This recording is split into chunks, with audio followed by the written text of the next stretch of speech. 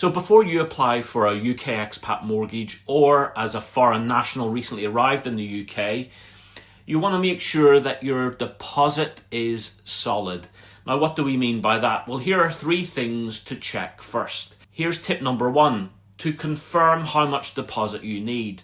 Expats typically need to budget 20 to 25%. However, there's some lenders now at 10%. Skilled workers recently arrived in the UK typically want to budget for 10% deposit, although there are 1 or 2 lenders that will consider as little as 5%. Tip 2 is to check the viability of the deposit with your broker. What does that mean?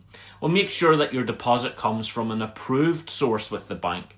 For example, savings, family gift, or releasing equity from another property isn't really a problem. But if you're borrowing off a credit card or an unsecured loan, lenders typically don't want to see that. And tip number 3 is prepare to document your deposit very well, especially if your deposit's coming from a family gift or from overseas.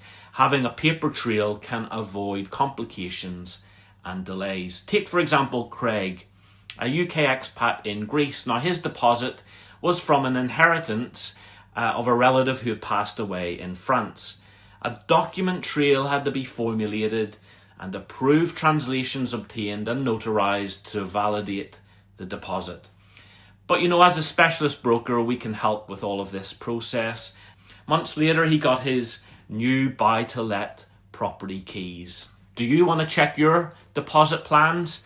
Feel free to reach out to us on the socials, grab a quick quote in the notes section below, or book your free discovery call. And remember, big moves start with small steps. I'm here when you're ready.